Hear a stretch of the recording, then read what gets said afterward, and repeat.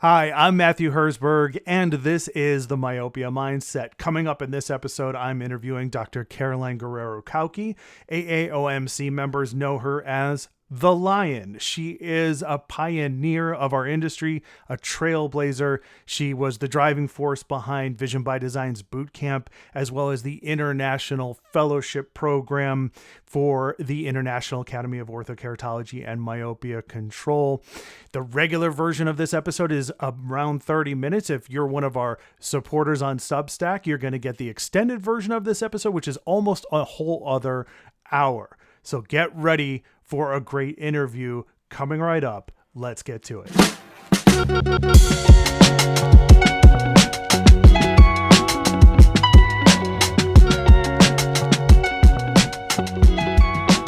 On this edition of the podcast, I have with me a very special guest, Caroline Guerrero Cauchi. In addition to being an outstanding orthokeratologist and an expert in myopia care, she's a board member of the International Academy of Orthokeratology and Myopia Control. She was a longtime board member of the American Academy of Orthokeratology and Myopia Control. And really during its most formative and important years of that organization, she created the Google group that's used by the Academy and various myopia sections all over the world. And, she was part of she was the driving force behind the development and success of the accreditations of the International Fellowship Program in Orthokeratology and Myopia Control, as well as the International Certification of Myopia Management. And these are now both globally recognized accreditations. They're used both in Europe and Asia and all other places all over the world. She's also created the Tools for Your Team program for staff members, which is a pathway for the accreditation of Myopia Navigator. She is the creator of Vision by Design's Bootcamp for newcomers. And if I'm being perfectly honest, she was a core component of the success of that meeting overall, full stop. It would not exist today if it wasn't for Caroline Cauchi. And when they make the Hall of Heroes for our industry, Caroline will have a special statue in the Pioneer section because not only has she been a mentor, a guide, a source of inspiration for so many in our industry, including myself, but myopia optometry now is dominantly female, and it wasn't always that way. And one of the exciting things about optometry being dominantly female today is that women are going to be deciding the future of myopia management, what that looks like, the standard of care, how we practice. That's our future. So I want you to say thank you to Caroline when you see her in person, and it is my absolute pleasure to welcome her to the program. Caroline, thank you for coming on my podcast. Wow, thank you. We have spent so much time together over the years. Caroline would work the booth with me at meetings, especially at Vision by Design. She's been a mentor to me. She's been like family to me. She's always believed in me and encouraged me. She's given me life advice. She's been straightforward with me. She's told me the tough things when I needed to hear them. The only other person I can think in our industry that I've spent more time with is my dad, is Carrie. But Caroline and I have had such a great time over the years. And one of the things that I was just reminded of is, Caroline, do you remember that video we made? I'll put a link to it in the show notes. The 1-minute intro to Ortho K video that we made that you recorded the voiceover for. Yeah. In like your closet, right? In my closet. Yeah. Yeah. Because, it was back then when we didn't have really great microphones. And the only way I could get a real quiet, nice soundproof my closet. Like, okay, let's go for it. Yeah. And that video is still used today. When I was working with J&J, I went into several practices all over the country where they would be like, hey, does J&J have an intro to Ortho K video? Because this is the one I'm using right now, and it's the best one. And they would play the video, and I would hear your voice, and I would just start laughing, almost hysterically. And they'd be like looking at me, and I'd be like, I'm sorry, I made this video with Caroline Cauchi. Like, we put it together, and she recorded it in her closet. But I'm out of the closet now. Yeah.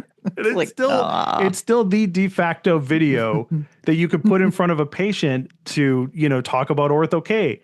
Yeah, real basic. Yeah, but I mean, it worked, and it's still working right now. Yeah. So I was just reminded of that. Yeah, what a legacy. Right. Yeah. So what I want to do right now is kind of focus on 2005. That if I'm remembering correctly, because you and I have had so many conversations about like your life and where you've come from and the obstacles you've had to overcome. So I want to focus on like 2005, because if I'm not mistaken, that is your first Ortho K meeting with the Academy. Back then it was the Orthokeratology Academy of America. Is that correct? Good research. Yeah, good research. Mm-hmm. Yeah, well, hopefully I would know you very well. So true. So talk to us about that. Like, what was it like coming into that meeting? Because I know that your past history, especially in optometry, there was like, you were one of 7 women of your graduating class. You were 1 or 2 women who would go to optometry meetings, and men would just like completely discount you. But the OAA meeting, the Orthokeratology Academy of America meeting, was different and special for you. So what was that like? Well, it was sort of interesting. We'll back up a little bit, just maybe a year or two, because where I first learned about Ortho K was from Paragon coming into a Vision Source meeting and making a pitch and teaching us how to fit their CRT lens. And it's like, this is pretty interesting. And so I dabbled around with it, and then there wasn't at the time much education. There were no meetings, there was no nothing, there was no articles. And so you had to really scramble to learn. And in my scrambling, I saw 2 things. One was an ad for wave contact lenses. And it's like, so you can make some changes to these lenses that you can't do on Paragon. That's kind of cool. So I had to struggle to really learn how to work to do a wave lens, because there wasn't anything. There was no documentation, nothing. You just kind of scrambled, talked to people, and finally figured it out yourself, through trial and error. And so then I saw a little thing about this meeting, this OAA meeting. It's like, what the heck is this? And so I signed up for it. I got there, and it was different because everybody was nice. They didn't shun me, and they didn't even know me, and they didn't shun me. People were friendly, and they were willing to share ideas. And that's that first meeting. I just went, learned, and then started really getting into it, because in the next meeting that I returned, I did my fellowship at that meeting and got my fellowship. Me and Ken Mahler were the first 2 people who did custom design contact lenses to get our fellowship together. So I got one with the greats. It's like, wow, okay, cool. And at that meeting, of course, it was fun, but I'd had a little tiny too much to drink, which is probably for me about a glass and a half of wine. And they were talking about board members, and they said, well, does anybody want to, volunteer for a board member position? And it's like, oh, what the heck? I raised my hand, and of course I didn't get it because nobody even knew who I was. But it was just hysterical because everybody thought that was funny for 2 reasons. One is they didn't know me, and secondly, I was a woman, and all the board members were men. Yeah. So the next year, Carrie approached me and said, "Would you be interested?" It's like, me? You're talking to me? And then I was on the board at that point. So, that was it. But I'd say, back in the day, the major obstacle was education. We just couldn't get it. And as soon as I found the OAA, which is what our academy was called back then, I started getting my education. And the obstacle was I didn't know about them. Now, they weren't that big before I joined, but still, they were there doing stuff. But it's just because they didn't have the budget, they couldn't advertise like everybody else could. So right, it was interesting. Yeah, and I remember those days because I first started working with the academy in 2004.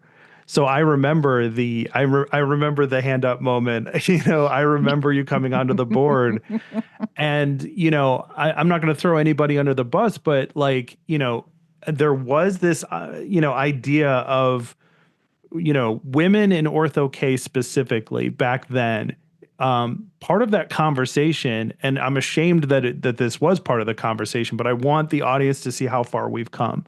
Part of that conversation was women are less likely to get into ortho K and myopia management because they want to start families and they want to have kids, and they're not going to be able to run their own ortho K practice, let alone have their own practice. And I remember at the time feeling really bad and ashamed of that viewpoint, because why would you exclude an entire group of people who are eager to come in and learn and contribute?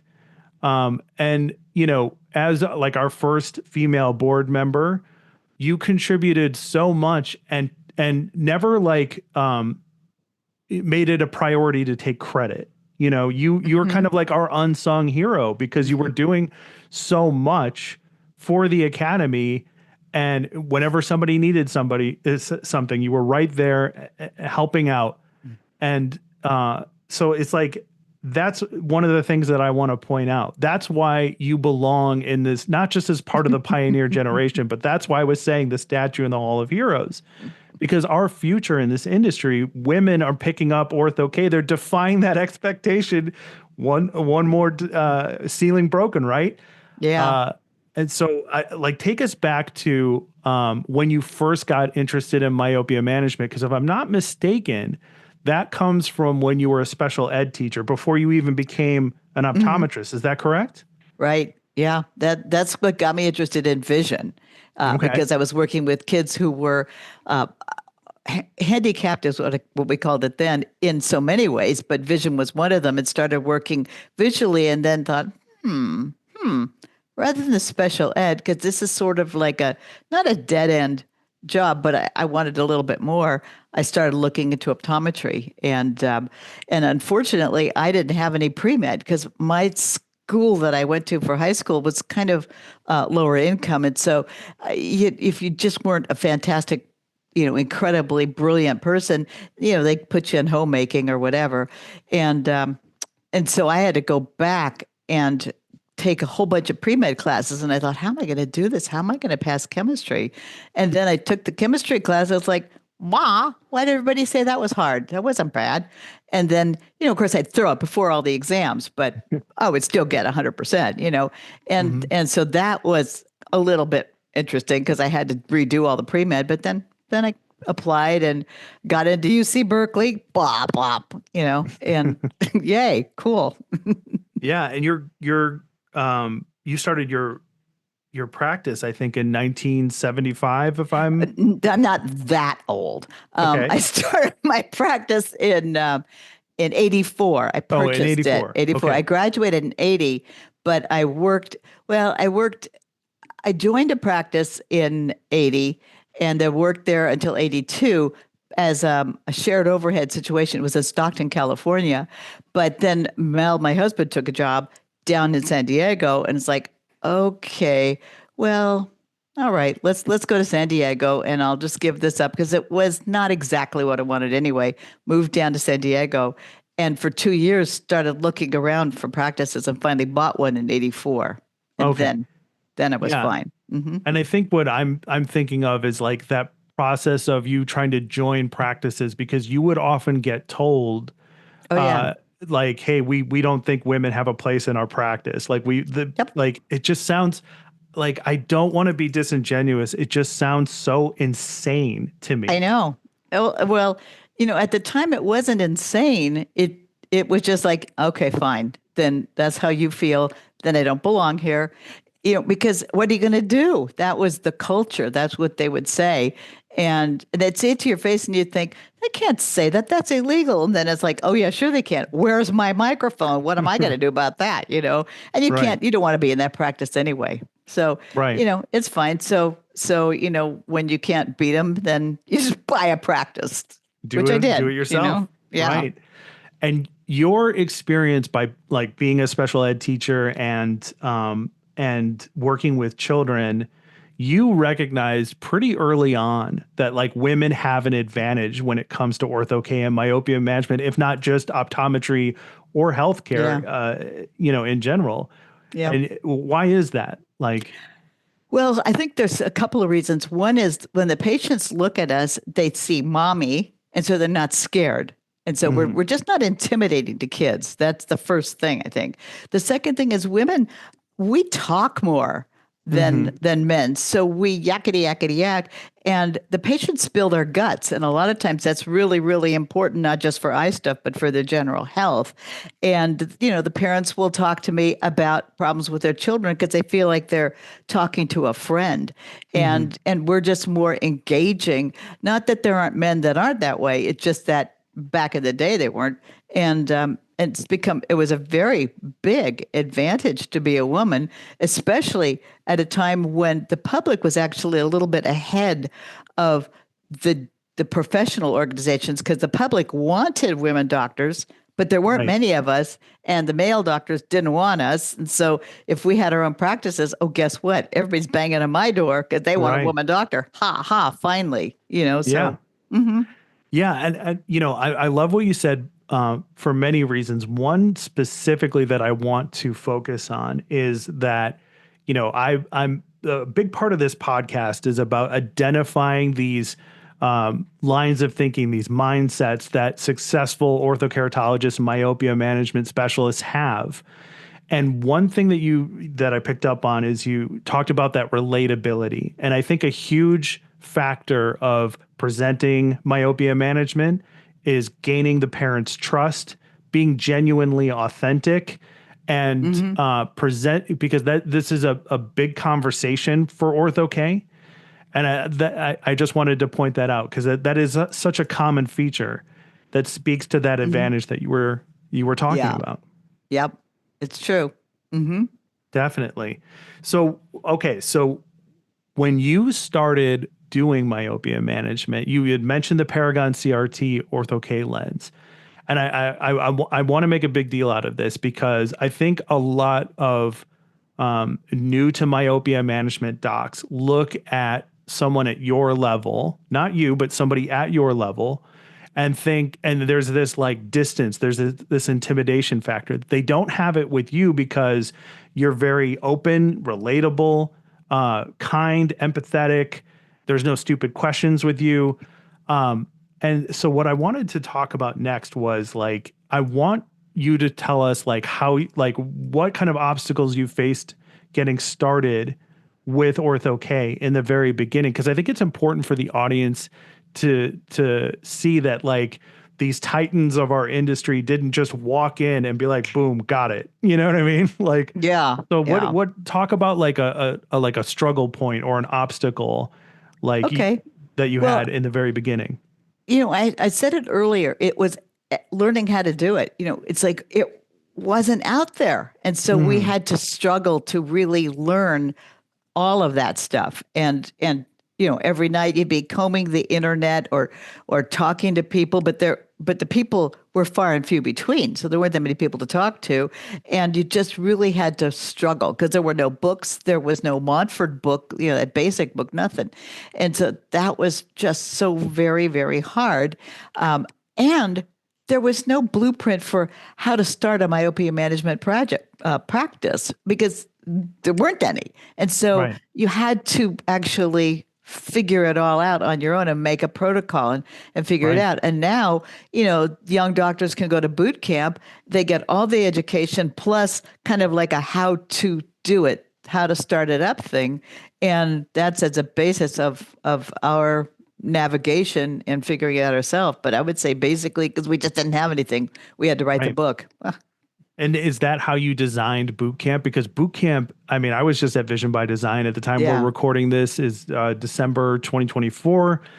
We just had VBD in October. I went to a lot of the Bootcamp sessions. It's more days now than it used to be. There's so much more. So did you come up with Bootcamp based on your own, like, because you often say I struggled. Yeah, exactly. Mm-hmm. Like, so did you come up with that off of the template of what you dealt with? And like, cause you Yeah. often say your practice needs to be like a machine. Mm-hmm. You know, how did you make your Right. practice like a machine? Hmm. You know, I read all these crazy books about how to be successful and this and that. And when I read them, I go, oh, yeah, I do that. And I do that. And I do that. Somehow my parents taught me to be very, very organized and very clever and a problem solver. And that's the main Mm-hmm. thing. I'm a problem solver. And so once I looked at it, I said, okay, how do I make this work? And, Mm-hmm. and I'll do something and sometimes it works. And sometimes it's like, oh no, that was a total disaster. Don't do that again. Okay. But that's all right because Mm-hmm. you did it, you learned. And sometimes you may even try that 10 years later because maybe it's a different time. So, Right. it was just trial and error. And basically when I was done with that, it was like, okay, yeah, I had to struggle, but the people that are coming to VDD, they're having to go to these classes that are really kind of advanced and they sit there and go, oh boy, I wonder what this means. I don't think I'll do this. This is too crazy. It's like, I said, no, no, no. We need the introduction so that the first day of VBD for them teaches them the very basics, Mm-hmm. because the doctors that were on the board of directors didn't understand. And being an educator, I did that. You got to start with baby steps. Come on. Right. And Right. so we built it that way. And then every year it's like, hey, please, can I have 2 more hours to add to boot camp? Can I have 2 more hours to add to boot camp? Because you just couldn't cover everything in that shorter period of time. And now it's, I think it's probably a day and a half. I would really like 2 days, but Mm-hmm. that doesn't seem to be necessary. But you know, Right. yeah, So you more and more mentioned and more. Paragon. So were your first fits Paragon CRT?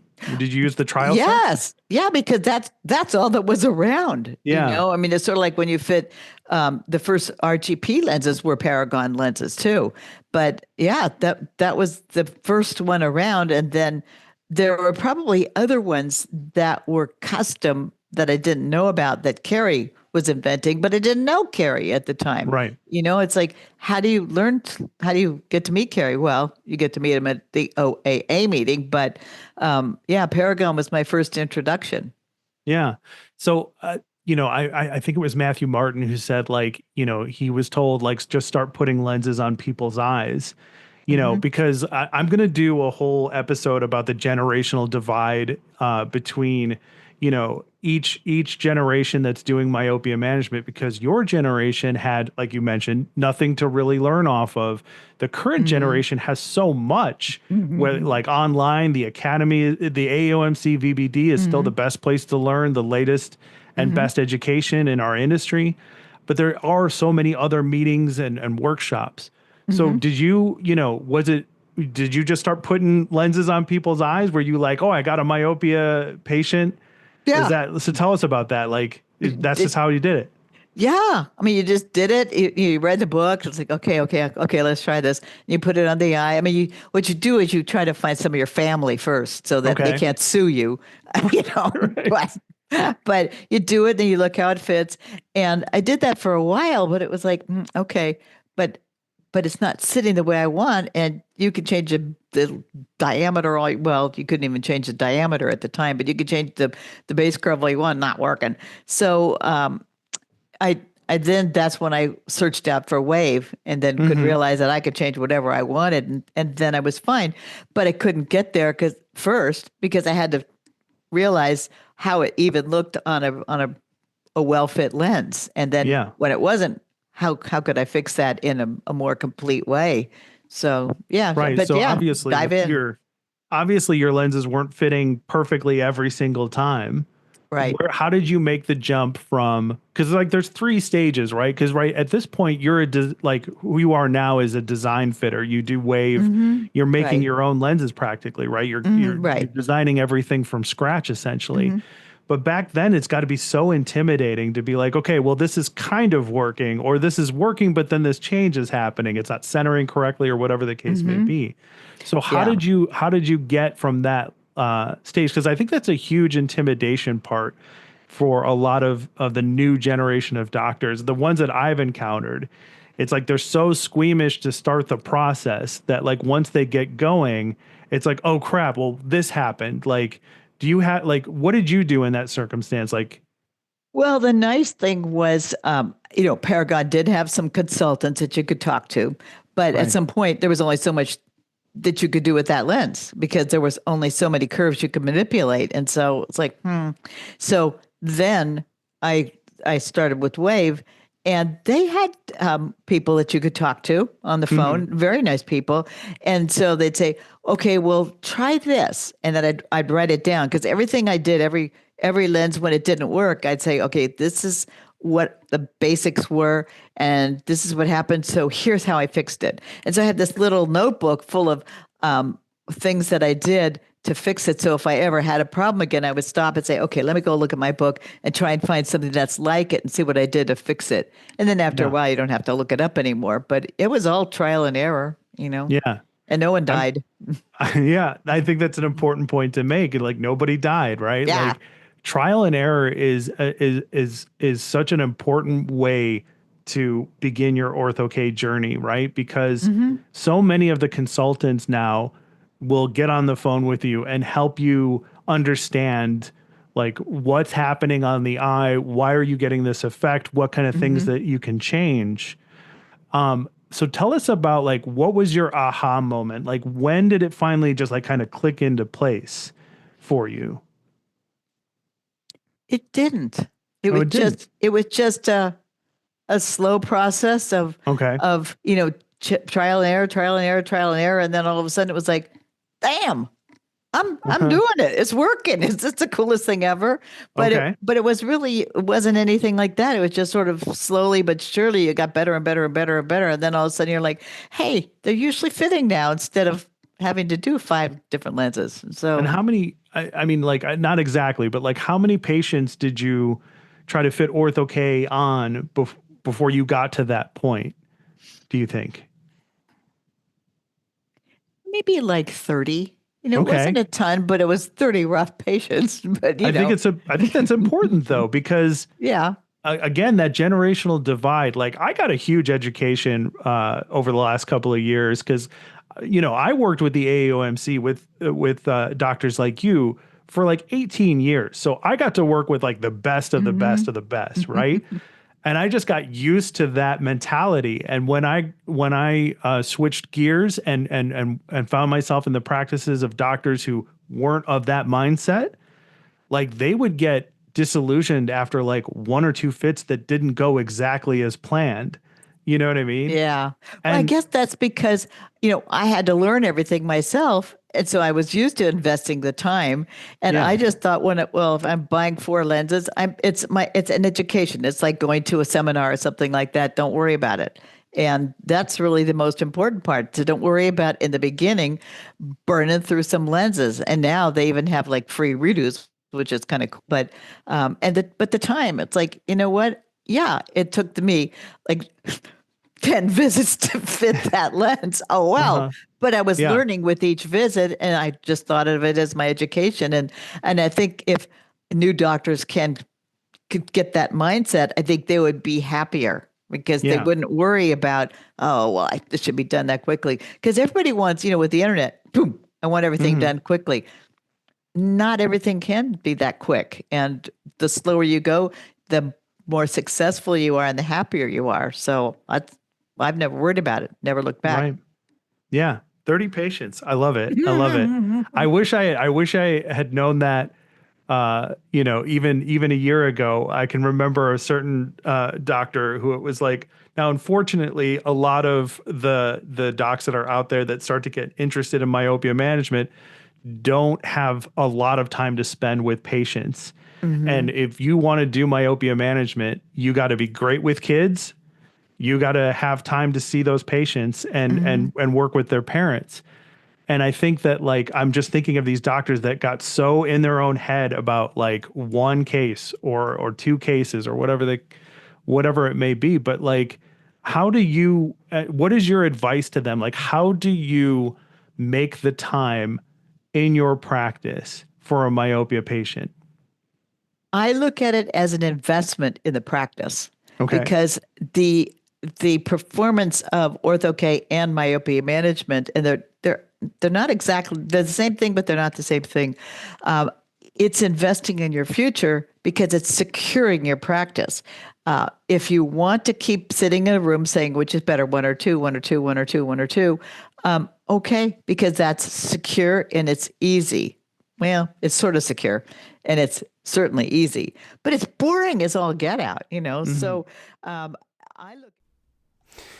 All right, well, that's it for this regular version of the episode, but the discussion doesn't stop here. It actually continues in an extended version of this episode, which is available to our Substack supporters.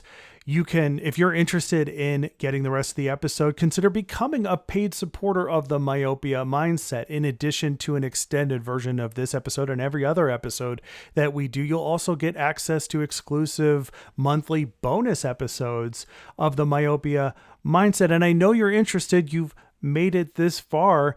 And for the cost is $12 a month, which is basically the cost of a cup of coffee each and every week. And that's how I like to put it. Listen, if you would buy me a cup of coffee each and every week to nerd out about myopia, to bring on amazing guests, to spread the word about how awesome myopia management is and how more ECPs should be engaged in this specialty, then please consider becoming a paid supporter of the Myopia Mindset. You can do so on our Substack. myopiamindset.substack.com is how you do that. Thank you so much for your consideration. I'll see you at the next one.